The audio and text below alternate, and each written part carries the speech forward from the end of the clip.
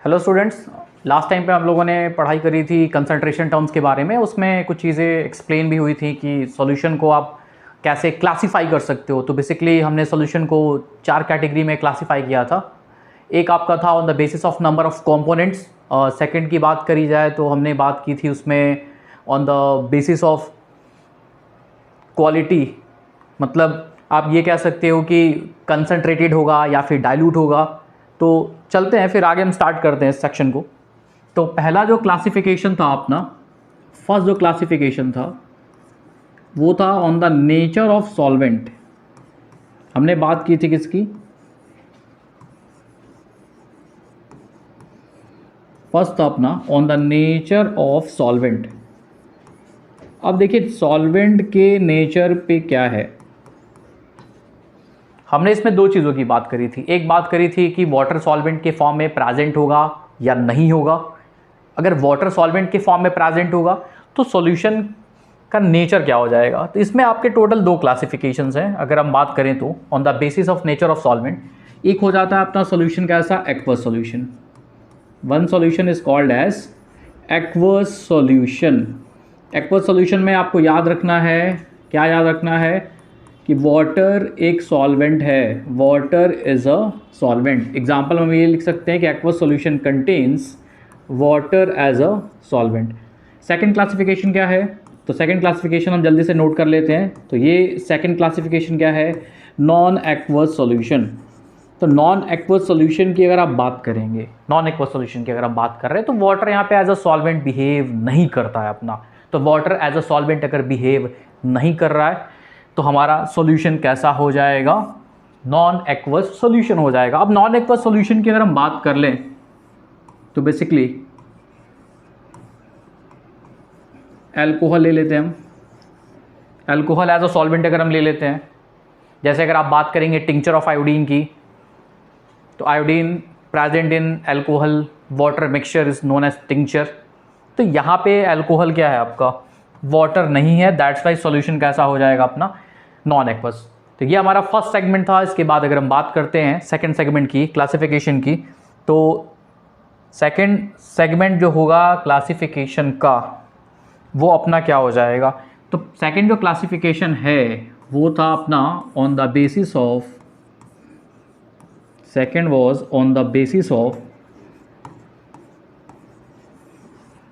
Number of components. हमने बात करी थी on the basis of number of components की। Compo means components. अब कंपोनेंट्स के नेचर के बिहाफ पे अगर हम बात कर लें सॉल्यूशन का, तो इसमें हमने डिफाइन करा था बाइनरी। बाइनरी की बात करेंगे, नंबर ऑफ कंपोनेंट्स कितने हो जाएंगे स्टूडेंट्स? तो इसमें बेसिकली नंबर ऑफ कंपोनेंट्स कितना हो जाएगा?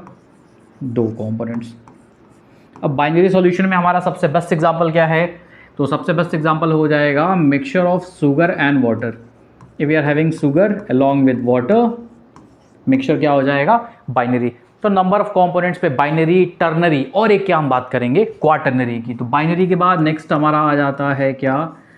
Ternary solution.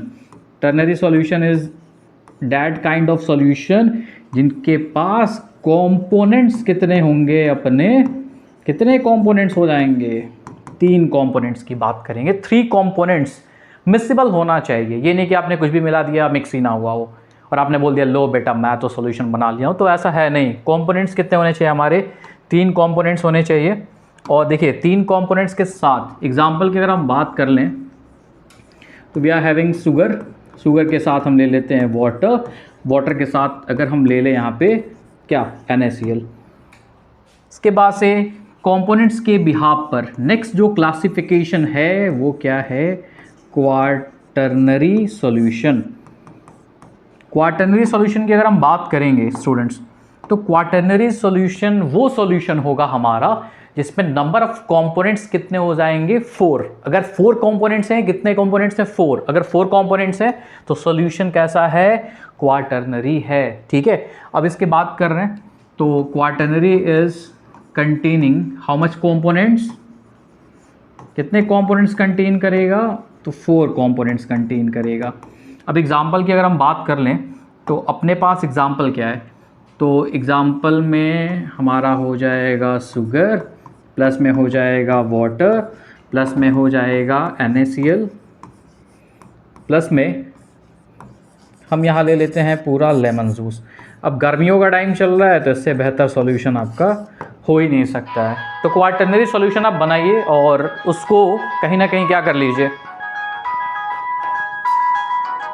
तो नेक्स्ट हम देखते हैं आपका on the basis of quantity of solute. तो हमने इसमें जो बात करी थी, तो हमारे पास यहाँ पे जो सॉल्यूशन हमारा डिस्क्राइब होकर के सामने आएगा वो क्या है। तो इसमें जब भी हम बात करेंगे तो इसमें दो चीज़ें हमारी चली आएंगी। एक हो जाएगा आपका कॉन्सनट्रेटेड सॉल्यूशन, शॉर्ट में इसको हम क्या लिखते हैं, कॉन्क। सेकंड जो सॉल्यूशन है वो हो जाएगा डाइल्यूट सॉल्यूशन। अब डाइल्यूट सॉल्यूशन क्या है, तो इसमें वाटर की क्वांटिटी क्या होती है, ज़्यादा होती है।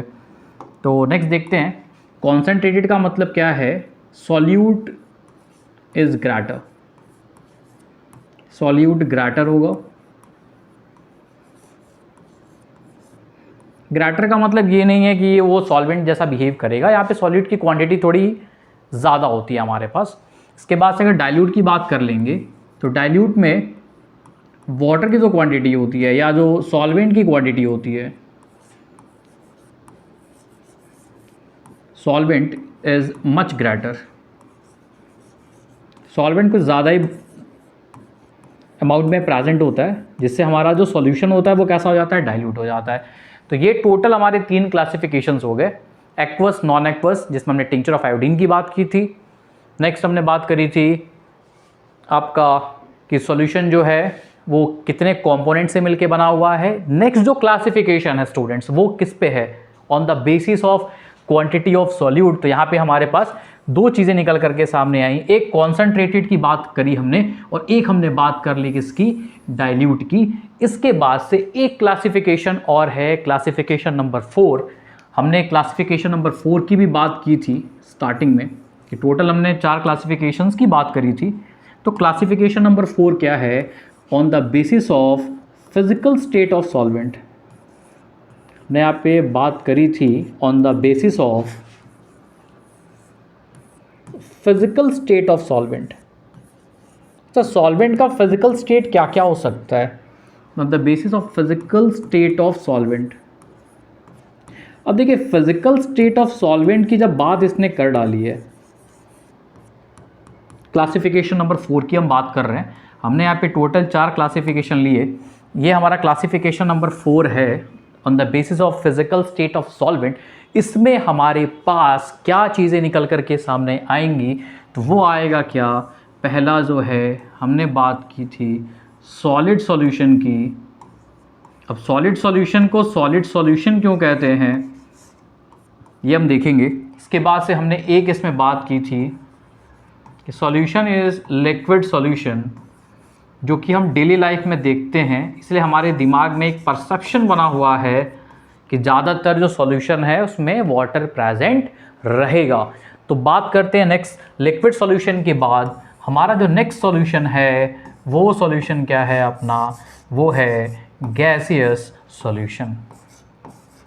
अब देखिए इनको सॉलिड सॉल्यूशन, लिक्विड सॉल्यूशन है, गैसियस सॉल्यूशन क्यों बोला जाता है, ये इंपॉर्टेंट फैक्टर है। तो अगर हम बात कर लें इन सब की, तो solid solution is a kind of solution which contain solute as a solid, sorry solvent as a solid. यहाँ सॉल्वेंट क्या होगा, सॉलिड होगा। काफ़ी इंटरेस्टिंग फैक्ट है, सॉल्वेंट भी, वो भी सॉलिड स्टेट में। तो देखेंगे इसके एग्जांपल्स हम। इसके बाद से लिक्विड सॉल्यूशन की बात कर लें तो सॉल्वेंट क्या होगा अपना, लिक्विड सॉल्वेंट होगा। जब भी हम बात करेंगे इसकी तो यहाँ जो सॉल्वेंट होगा that solvent is liquid solvent. और गैसियस सॉल्यूशन नेक्स्ट हमारा जो है वो क्या है, गैसियस सॉल्यूशन की बात हमने करी हुई है। तो gaseous solution is a kind of solution which contain solvent as a gas. तो यहाँ हमारा जो सॉल्वेंट होगा गैसियस सॉल्यूशन की अगर हम बात कर लें तो गैसियस सॉल्यूशन का जो सॉल्वेंट होगा वो होगा gas solvent, gas as a solvent. अब हम एग्जाम्पल की बात करते हैं। तो एग्जाम्पल के लिए हमारे पास एक पीपीटी है, देखते हैं उसको। इसमें काफ़ी सारे हमारे एग्जाम्पल्स हैं। तो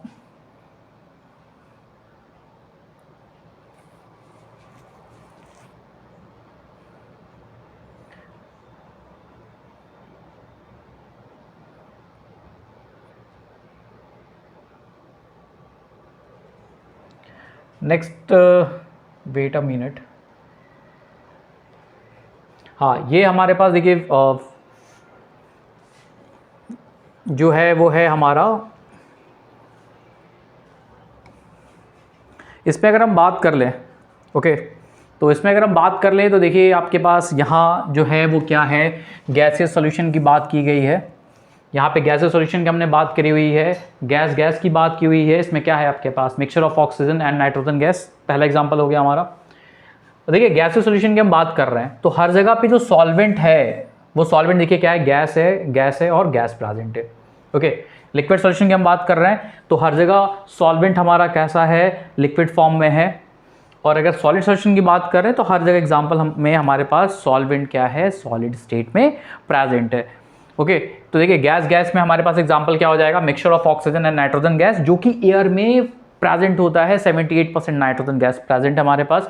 इसके बाद से लिक्विड इन गैस की बात कर लें तो chloroform mix with nitrogen gas, ये आपको एनसीईआरटी टेक्स्ट बुक में भी मिल जाएगा, वहाँ पे ऑलरेडी मेंशन्ड है ये।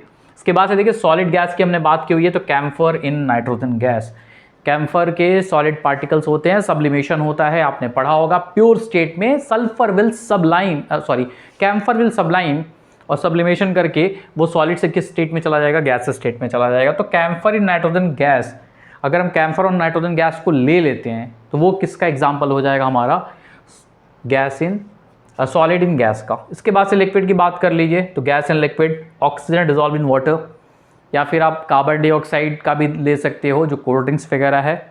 इसके बाद से लिक्विड में इथेनॉल डिजॉल्व इन वाटर। इसके बाद से सॉलिड लिक्विड में हमारे पास क्या है, glucose dissolve in water. Solid solution में देखिए सॉल्वेंट सारा क्या होगा, गैस होगा, सॉलिड।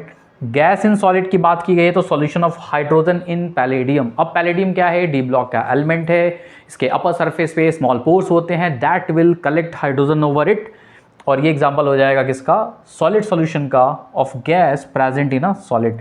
लिक्विड सॉलिड की बात कर लें तो amalgam of mercury with sodium. अब अमलगम क्या होता है, तो alloy of mercury with any metal is called as amalgam.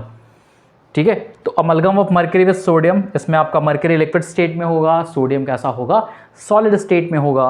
इसके बाद करते हैं सॉलिड इन सॉलिड की, तो कॉपर डिजॉल्व इन गोल्ड। तो जो आपकी ज्वेलरी वगैरह बनती है वो बेसिकली किसकी बनी हुई होती है, वो बनी हुई होती है हमारी किसकी, मेटल का कॉम्बिनेशन होता है, कॉपर वगैरह मिक्स करते हैं, चूँकि गोल्ड क्या है, सॉफ्ट मेटल है, तो उससे ज्वेलरी आप 24 कैरेट गोल्ड से नहीं बना सकते, तो उसको स्ट्रेथन करने के लिए, उसको स्ट्रेंथ प्रोवाइड करने के लिए हम क्या करते हैं, उसमें कुछ मेटल्स की मिक्सिंग करते हैं। तो ये टोटल हमारा हो गया क्लासिफिकेशन ऑफ सॉल्यूशन।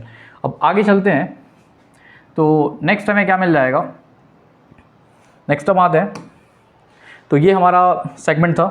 इसके पहले वाले में हमने देखा था आपका कि ये आपका नेक्स्ट पहला क्लासिफिकेशन था, हम लोगों ने इसको देखा था आराम से, तो सॉल्वेंट के बिहाफ पर देखा था, फिर अलग अलग चीज़ों के बिहाफ पे हमने देखा था। इसके बाद से अगर हम बात कर लें तो नेक्स्ट जो है वो है क्या, कॉन्सेंट्रेशन टर्म्स की बात करते हैं। नेक्स्ट क्या है अपना, नेक्स्ट जो है that is concentration terms. Next हम बात करेंगे किसकी, कॉन्सेंट्रेशन टर्म्स की। अब देखिए कॉन्सेंट्रेशन टर्म्स में क्या क्या है, काफ़ी बड़ा सेगमेंट है हमारा, ये इम्पॉर्टेंट भी है। तो अगर हम बात कर लें इस कॉन्सेंट्रेशन टर्म्स की, तो कॉन्सेंट्रेशन टर्म्स में क्या क्या चीज़ें आ जाएंगी, तो कॉन्सेंट्रेशन टर्म्स में हम बात करेंगे क्या, कॉन्सेंट्रेशन क्या है, तो कॉन्सेंट्रेशन है क्या, तो amount of solute present in a given quantity of solution. Concentration क्या बताएगा, concentration will help you to know, इससे हमें क्या मिल जाएगा, इससे हमें मिलेगा अमाउंट ऑफ सॉल्यूट, कॉन्सेंट्रेशन की बात कर रहे हैं हम, तो ये हो जाएगा अमाउंट ऑफ सॉल्यूट प्रेजेंट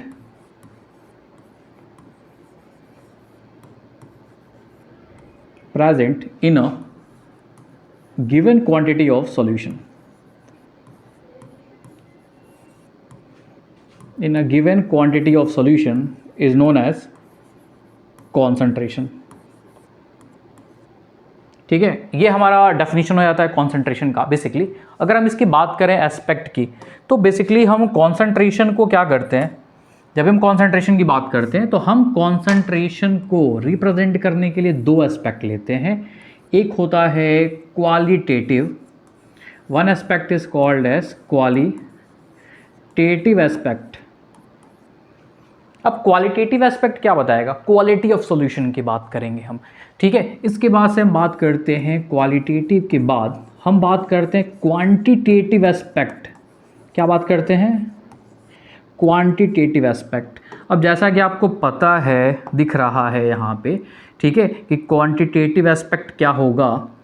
अब देखिए क्वांटिटेटिव एस्पेक्ट की अगर हम बात कर लें यहाँ पे, तो क्वांटिटेटिव एस्पेक्ट में क्या मिलेगा हमें, क्वांटिटी की बात करेंगे हम। किसकी बात करेंगे, क्वांटिटी। क्वांटिटी किसकी, we have to know about quantity of क्या, सॉल्यूट, कितना सॉल्यूट प्रेजेंट है, ठीक है। क्वालिटी के हिसाब से अगर हम बात कर लें तो क्वालिटेटिव में आपको सॉल्यूशन की पता चलेगा क्या क्वालिटी है, ठीक है। अब क्वालिटी के अकॉर्डिंग क्या होता है हमारा, तो क्वालिटी के अकॉर्डिंग जो हमारा सॉल्यूशन है, एज वी नो ऑलरेडी कि हमारे पास सॉल्यूशन हो जाएगा दो टाइप का, concentrated and one solution is called as, क्या बोलेंगे इसको, डाइल्यूट बोलेंगे, ठीक है। क्वांटिटी ऑफ सॉल्यूट की बात कर लें तो हमारे पास काफ़ी सारी चीज़ें हैं यहाँ से। पहला हो जाएगा क्वांटिटी के एस्पेक्ट से we are having mass percentage W/W। इसके बाद से क्वांटिटी की बात कर लें तो we are having volume percentage V/V। तीसरा जो है वो क्या हो जाएगा, mass by volume percentage W/V। इसके बाद से नेक्स्ट हम देखते हैं, तो नेक्स्ट हमारा क्या होगा, W/V के बाद हमारे पास क्या है, वी आर हैविंग PPM, ठीक है। ये भी काफ़ी इंपॉर्टेंट है। PPM की अगर हम बात कर लें तो बेसिकली वो है क्या, पार्ट्स पर मिलियन, ठीक है। पर मिलियन में हमारे पास कितने पार्टिकल्स प्रेजेंट हैं, दैट इज़ PPM। इसको फुल फॉर्म में अगर आप लिखोगे तो this is called as parts per million. तो एक हमारे पास ये एस्पेक्ट हो गया। PPM के बाद नेक्स्ट आता है आपका PPB। PPB क्या है, अब ये कौन सी बला का नाम है, तो ये हो जाएगा पार्ट्स पर बिलियन, ओके। नेक्स्ट हम बात करते हैं, इसके बाद अगर हम बात कर लें तो नेक्स्ट क्या आएगा आपका, नेक्स्ट मोलैरिटी की बात करेंगे हम कि what do mean by molarity of solution. Molarity capital M से बात करेंगे। इसके बाद से कॉन्सेंट्रेशन में next we are having molality. ध्यान दीजिएगा, ज़्यादा फर्क नहीं है, ऐसा ना हो कि कंफ्यूज्ड हो जाए आप। तो मोलैरिटी में R होगा। मोलैलिटी की बात कर लें तो मोलैलिटी में यहाँ पे R किससे रिप्लेस हो जा रहा है, L से रिप्लेस हो जा रहा है। Representation is from small m। Molality के बाद हम बात करेंगे किसकी, तो नेक्स्ट हमारा कॉन्सेंट्रेशन टर्म हो जाएगा नॉर्मैलिटी। नॉर्मैलिटी ऑफ सॉल्यूशन की बात करेंगे। नॉर्मैलिटी जो है वो किससे है, कैपिटल N से। इसके बाद अगर थोड़ा सा और हम आ जाएं तो हमारे पास हो जाएगा next concentration term, that is formality, okay. Formality is ये। इसके बाद हम एक और कॉन्सेंट्रेशन टर्म की बात करेंगे, वो हो जाएगा क्या, इतने सारे कॉन्सेंट्रेशन टर्म्स हो गए, तो नेक्स्ट कॉन्सेंट्रेशन टर्म हो जाएगा मोल फ्रैक्शन। मोल फ्रैक्शन की बात करेंगे हम। मोल फ्रैक्शन डिनोटेड बाय काई, ये इसका रिप्रेजेंटेशन है, ओके। तो ये हमारा हो गया मोल फ्रैक्शन। तो these are the concentration terms. Concentration terms ये हमारा डिटेल में हो गया। क्वांटिटी ऑफ सॉल्यूट की हमने यहाँ पे बात करी हुई है। ये कॉन्सेंट्रेशन टर्म्स है हमारे। अगर हम बात कर लें तो ये कॉन्सेंट्रेशन टर्म्स अगर हम बात कर लें तो ये जो हमने यहाँ पे लिखा हुआ है तो ये है क्या, इन टर्म्स ऑफ परसेंटेज। ये जो कंसंट्रेशन टर्म है वो किस फॉर्म में है, वो है इन टर्म्स ऑफ परसेंटेज। ये परसेंटेज के टर्म में है, ठीक है। तो these are the concentration terms. दो हमने इसमें क्लासिफिकेशन किया था, क्वालिटेटिव और क्वांटिटेटिव। तो इसको आप नोट कर सकते हैं, ये काफ़ी इंपॉर्टेंट है। क्वांटिटेटिव वाला भी इंपॉर्टेंट है, क्वालिटेटिव वाला भी इंपॉर्टेंट है आपका। तो नेक्स्ट वीडियो सेक्शन में हम आगे का ये पूरा सेगमेंट कवर करेंगे, weight by weight, volume by volume, weight by volume, ppm क्या है, पीपीबी क्या है, या फिर ना हो तो आप 2 मिनट का समय देंगे तो मैं ये आपका परसेंटेज वाला टर्म क्या कर लूँगा, कवर कर दूँगा। ठीक है, तो नेक्स्ट हमारा जो है वो है क्या, सबने नोट किया हुआ है? ये नोट कर लेंगे आप वीडियो पॉज करके। तो नेक्स्ट हम चलते हैं। तो अब देखिए है क्या, पहला जो है हमारा, पहला जो कंसंट्रेशन टर्म है वो है क्या, फर्स्ट कंसंट्रेशन टर्म W/W, और W/W परसेंट लिख लो आप, also called as mass percentage. अब मास परसेंट की बात कर रहे हैं, सॉल्यूशन चूंकि हमारा क्या था, बाइनरी था, टर्नरी था, तो सॉल्यूशन अगर आप बना रहे हो तो बेसिकली होगा क्या, वो उसमें सॉल्यूट प्रेजेंट होगा, सॉल्वेंट प्रेजेंट होगा, तो अब जाकर के सॉल्यूशन बनता है। तो यहाँ अगर हम बात कर लें तो मास परसेंट कैसे निकालेंगे, तो मास परसेंट कैसे निकालेंगे, हम कैसे कैलकुलेट करेंगे, तो मास ऑफ सॉल्यूट को आप डिवाइड कर दोगे किससे, total mass of solution, total mass of solution. और चूंकि हम परसेंटेज निकाल रहे हैं तो परसेंटेज के लिए हम फॉर्मूला क्या यूज़ करते हैं, मल्टीप्लाइड बाई 100। ठीक है, ज़्यादातर कॉन्सेंट्रेशन किस फॉर्म में रिप्रेजेंट होता है, W/W के फॉर्म में। अब इसमें है क्या आपके पास, suppose mass of solution is not given, in case अगर आपके पास मान लीजिए सॉल्यूशन का मास गिवन नहीं है तो आप कंसिडर करेंगे, always consider 100 gram, consider 100 gram as mass of solution. ध्यान रखिएगा, ये आपको सेगमेंट तभी यूज करना है जब मास गिवन नहीं होगा। ठीक है, if it is given no need to consider 100 gram. दूसरी चीज़ क्या है, 100 ग्राम की बात कर लेते हैं। कई बार सॉल्वेंट मिसिंग होता है। सॉल्वेंट कैसा होता है, if solvent is missing, solvent की क्वांटिटी मिसिंग हो गई, सॉल्वेंट मिस हो गया, सॉल्वेंट कहीं चला गया घूमने। ठीक है, तो सॉल्वेंट घूमने नहीं जाएगा वैसे, तो सॉल्वेंट अगर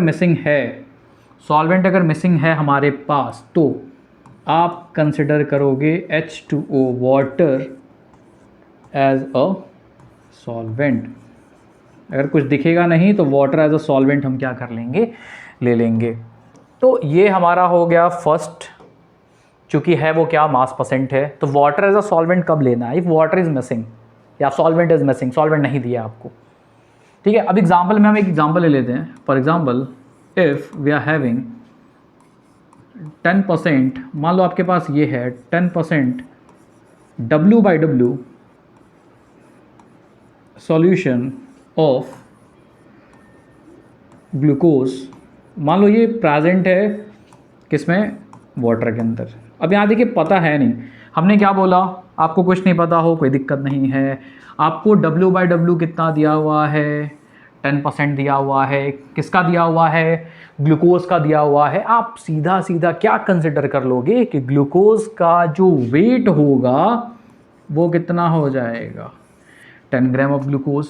ओके, अब देखिए 10 ग्राम ऑफ ग्लूकोज हो जाएगा। वाटर की क्वांटिटी कैसे निकालेंगे हम, तो 100 में से माइनस कर लेंगे 10 ग्राम।